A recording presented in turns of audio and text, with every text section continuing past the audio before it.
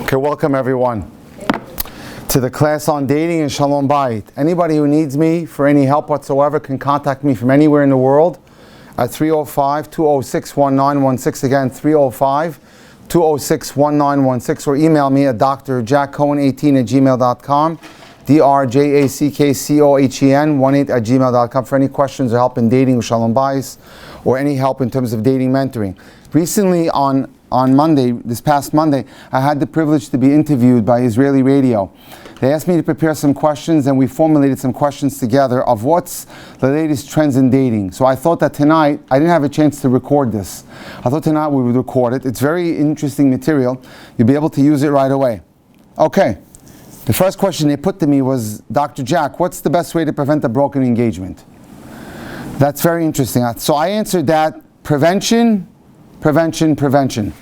Look out for warning signs. What's a warning sign? Okay, so here's some of the classic warning signs that I want to raise with you tonight. If I could just find them. Okay, here we go. Does he push your boundaries? Does she push your boundaries or limits? Meaning that they don't maintain their boundaries, they overstep their boundaries and it pry into your life. Is the person moody? Does he or she have mood swings? Watch out for that. That's a very big danger sign. Does he or she try to dictate to you who your friends should be? Watch out for that. Do they criticize the way you dress? Do they criticize your appearance? Do they do it all the time? How does he react in situations of frustration? Or she as well? What happens when you have to wait for the waiter, or they can't find a table because it's not available? Does the person blow up? How do they react in traffic jams? Or when they have to wait for you to get ready, do they lose their cool? So that's very important.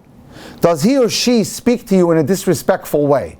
These are all signs that people have to be on the lookout for. You know, recently I've been mentoring someone. I've been mentoring many people. One of the individuals went out 3 times before she got engaged.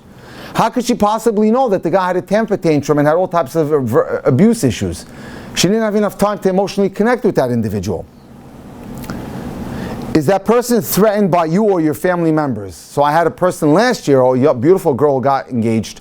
After she got engaged, the boy refused to allow her to speak to her mother. So be on the lookout for that.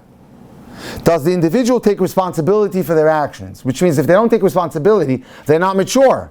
If they're not mature, that's an individual who's unstable as a partner in marriage. Is that person very jealous and possessive? They're checking your texts, checking to see who you called. They try to control you. Look out for that. Do you often find yourself suddenly alienated from friends and family since you've been dating him? Suddenly you don't like your friends, you don't like your social network because he's turning you away from them. You have to be on the lookout for some of these things. Let me share some more things with you. Argumentative. Is the person constantly fighting with you? I happen to have been in Baltimore 3 weeks ago to lecture. And the person who hosted me said to me, he's on his second marriage and he's doing well. He had 3 kids from his first wife, and she had 2 from hers, and they had another 2 on their own. He said to me, Dr. Jack, there wasn't the 24-hour period in 6 years that we didn't fight. Is that a life? It's hell. It's not a life. Does the person suffer from a negative, pessimistic outlook? That's terrible. One of the cardinal things you want to look for, and it shows up, and I make sure that it's on the top 10 list for all of my clients when I help them create these top 10 lists. Again, please, if you need a top 10 list created, you can reach me at 305-206-1916 and I'll help you create it. It's Simchat Chaim. Because if you don't have Simchat Chaim in the other individual, you're asking for trouble. Without Simchat Chaim, what will you do when you have rough days in life? How will that person react? You have to be very careful. Does the person that you're dating have few friends? That's a scary thing. Is the person a loner? Why are they a loner? Why don't they have friends to look to? Does the person have a sarcastic sense of humor, making fun of people all the time? Again, major red flags. Does the person only brag about themselves, ignoring other people's accomplishments, ignoring your accomplishments, because they have to be the center of attention? Watch out for that.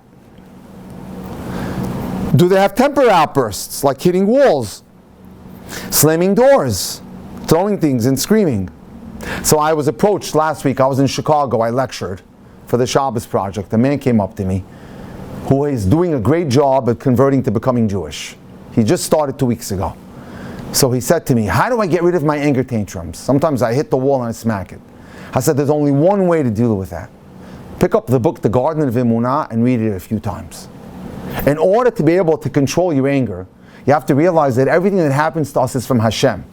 So if everything that happens from Hashem, then we have Emunah, that if it happens from Hashem and He sent it, it's all the Tovah. That's the only way you can control anger, because you then respond to the event in a non-anger fashion. It's for my best. So there's more than a point in getting angry. Does the person that you're dating have low frustration, especially in traffic? Do they make off-color jokes? I was mentoring a young woman this summer, about 30 years old, dating a guy 4 months. Speaking of off-color jokes, she's talking to me. She says, I'm not sure I'm feeling it with this guy. And then we're just chatting about the guy. He happens to enjoy making jokes about the Holocaust. What kind of a sick human being would make jokes about Auschwitz or the Holocaust? He likes to make jokes about people suffering from cancer. So what is he? What kind of a nut job is that? We quickly got on the phone his Rabbi, who had no idea who was doing this. 3 days later, she was out of the relationship.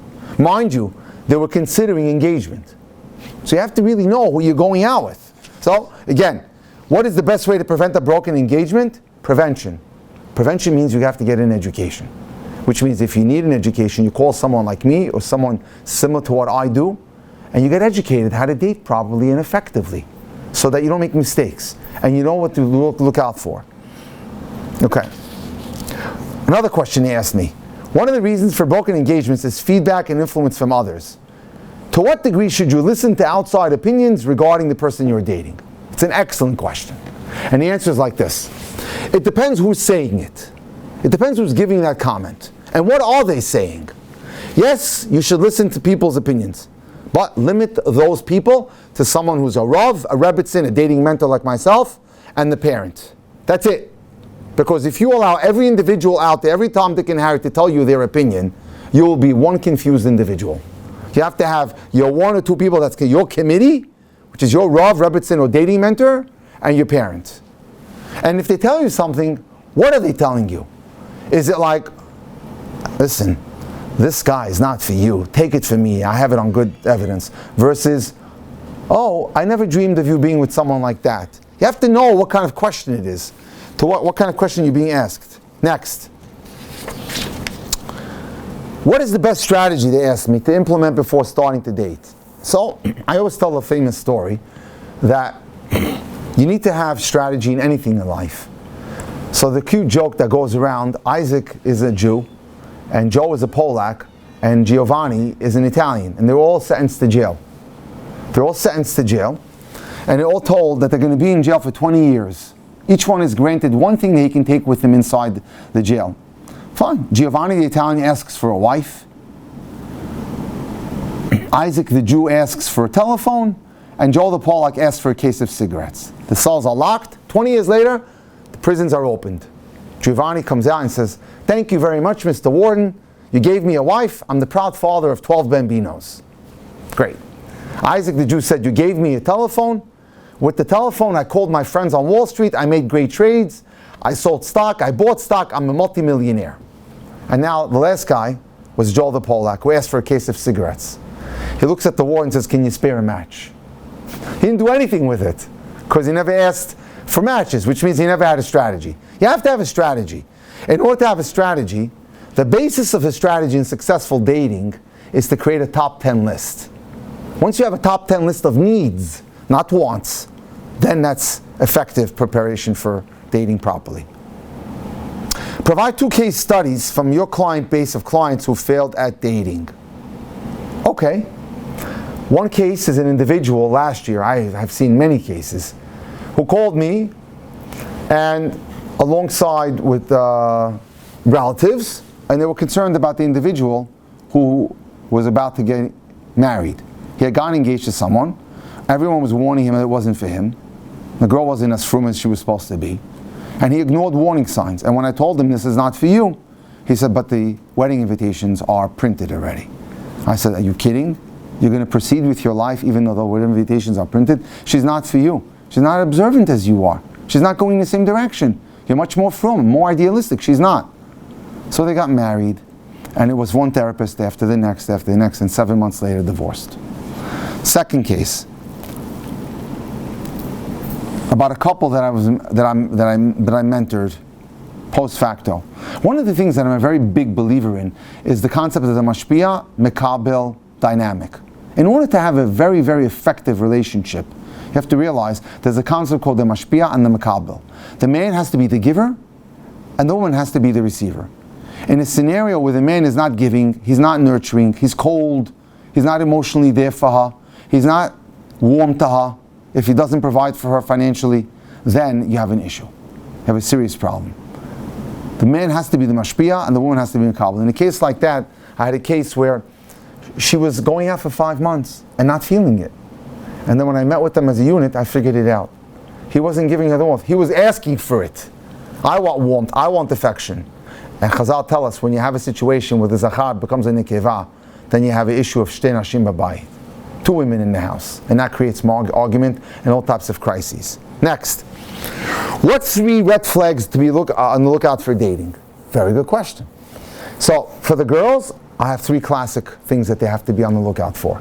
Be careful for a guy that's a ka'asan, a guy that's a kamtzan, and a guy that's a kaptan. Ka, all the way. But watch out for a guy who's cheap, watch out for a guy who has an anger issue, and watch out for a guy who's inflexible. That's all the recipe for living with a guy in Gehinam. And on the guy side, watch out for girls who have dominating personalities, try to control you, emotionally not balanced, have emotional issues, psychological issues, psychological disturbances, depression, bipolar, things like that. And again, harsh, mean personalities. Women that have harsh, mean personalities. You have to be on the lookout for that.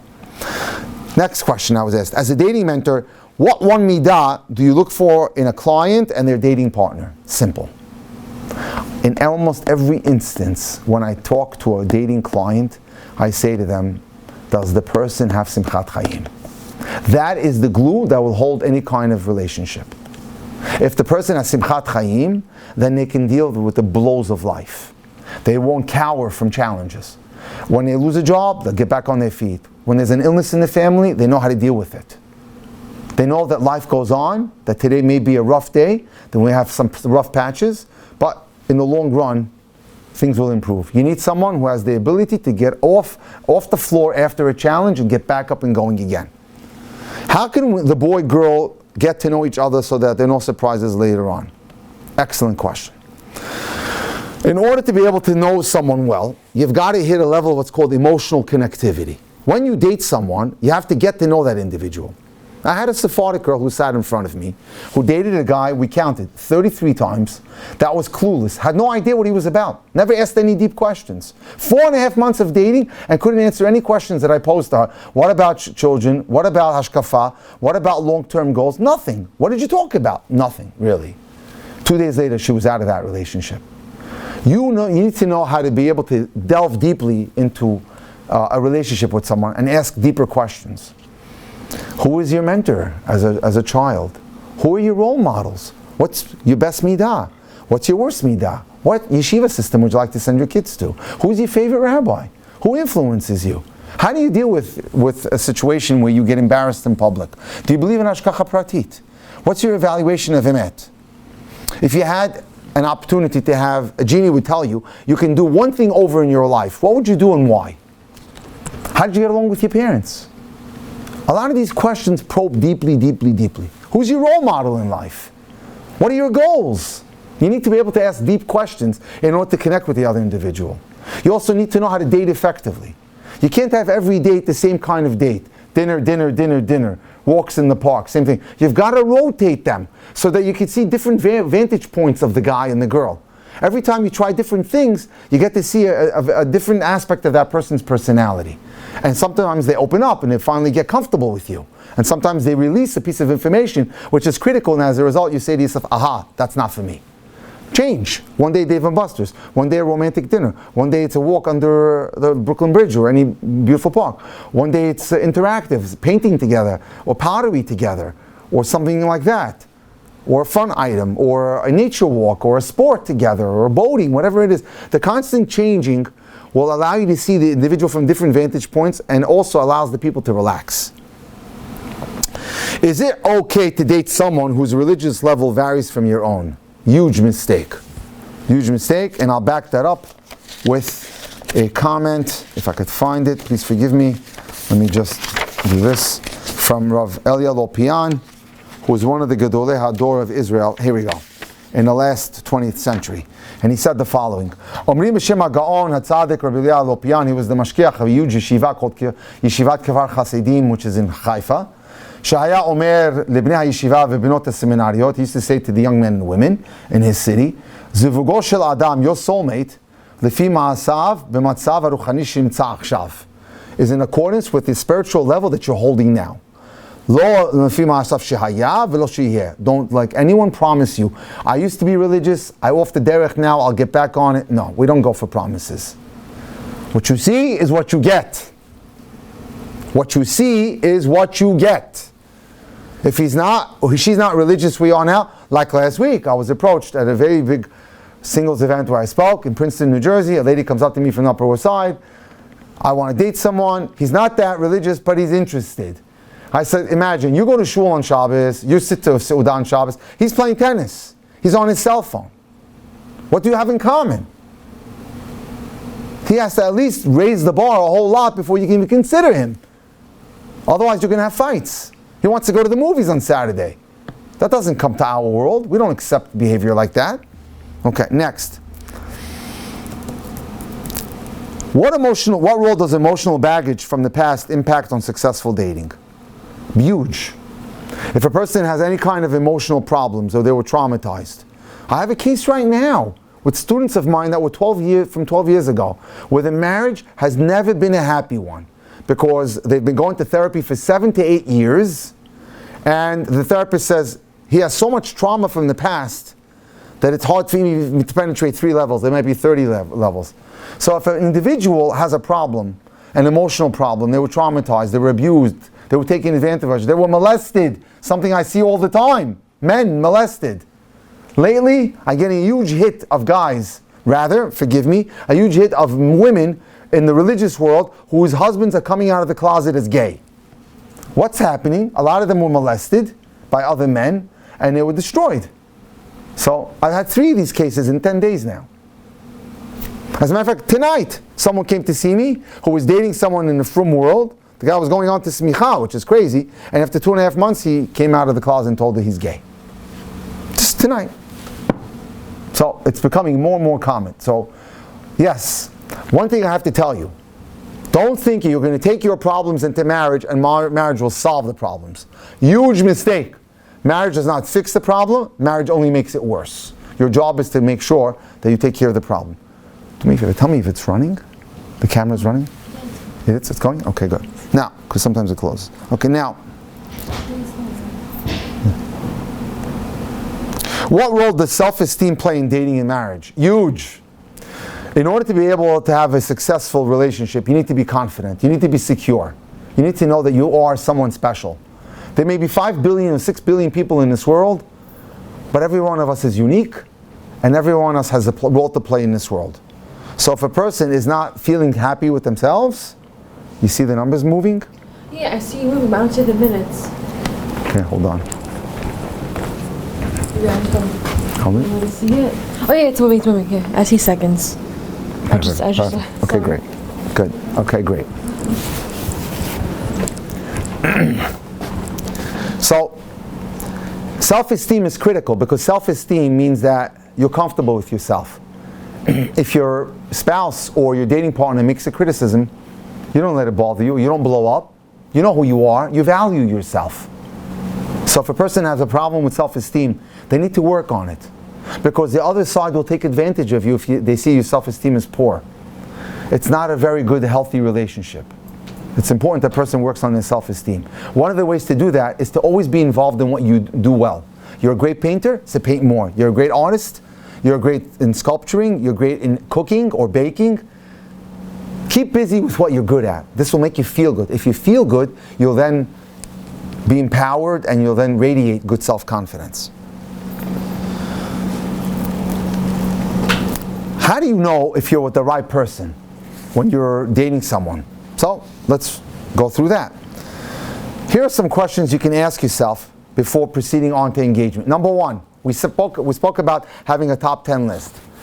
Does the person that I'm dating have at least 6 out of 10 of the top 10 things that I'm looking for? 2, if that person would never change, would I still want to get married to them? Important question. Do we have the same outlook in life? You know, hashkafa comes from the word mishkafayim, which is glasses. Are we looking in the same direction? That's key. Do we have common values in life and common goals? Do I want 7 children and she only wants 1 and a dog? Then we have a problem. Do I know what's important to him or her?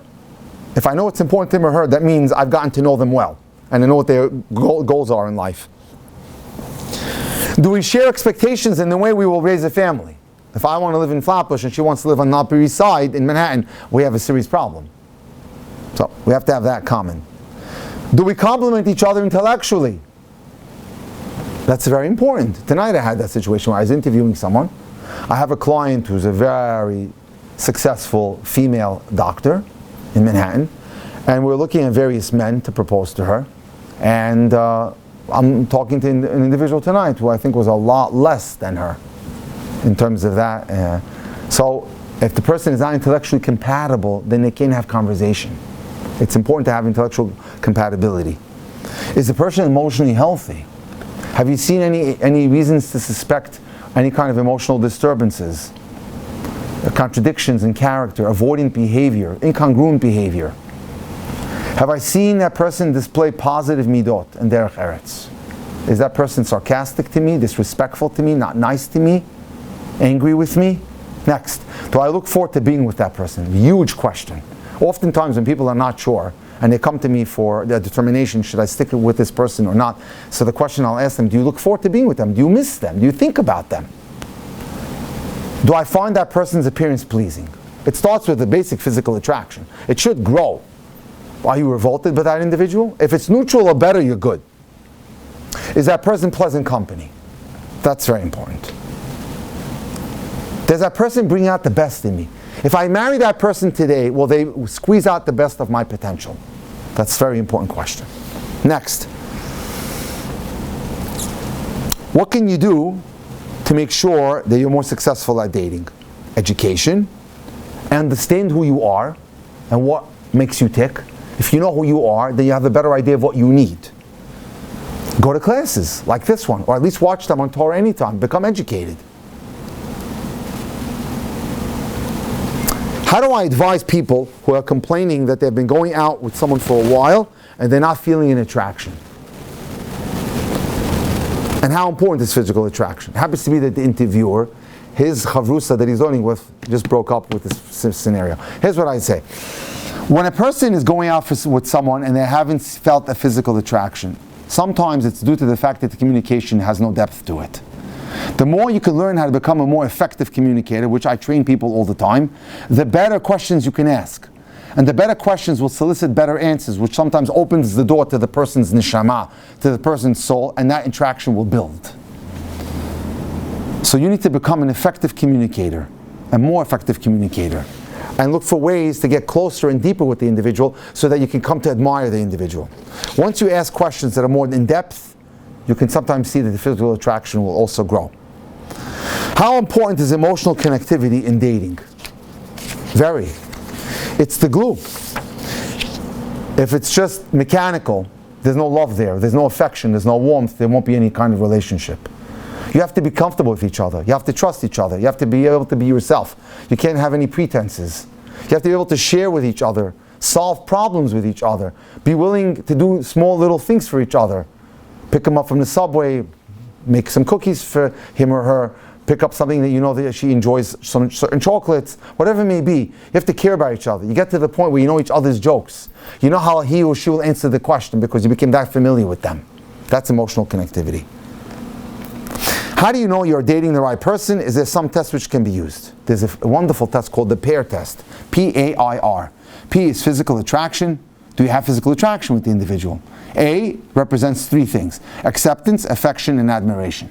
Acceptance is I can accept the individual for who he or she is, and I'm not looking to change them.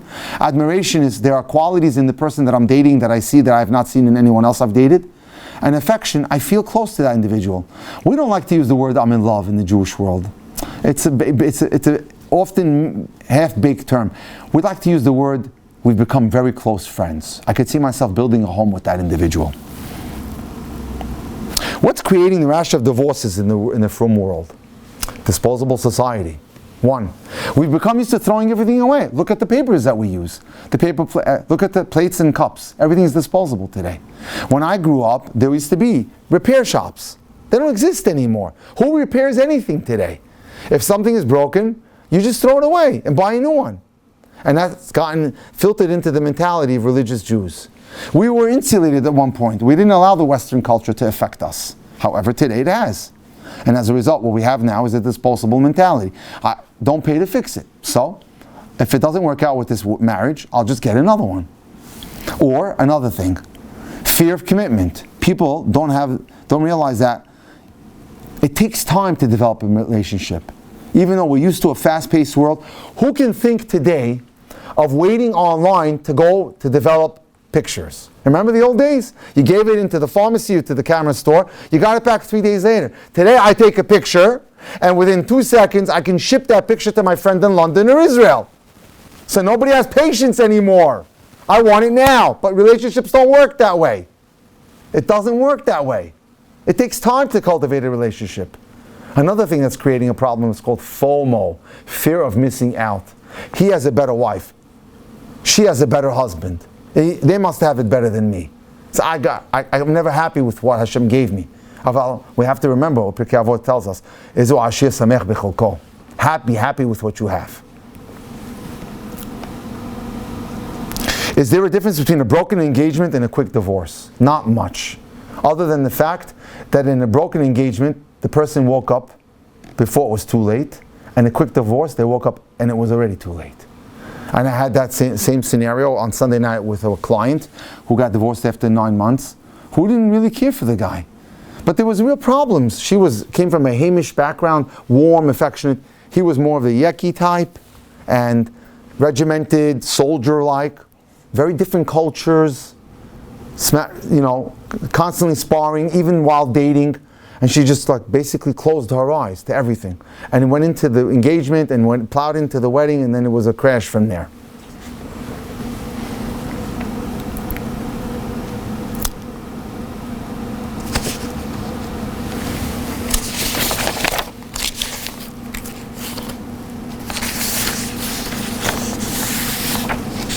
Okay, so I think that basically closes out tonight's discussion. I wanted to keep it short. As far as dating, if anybody would like my help again in terms of dating with Shalom Bayit in any way, or you need help or coaching or advice, you can reach me at 305-206-1916. Have a wonderful week and a Shabbat Shalom.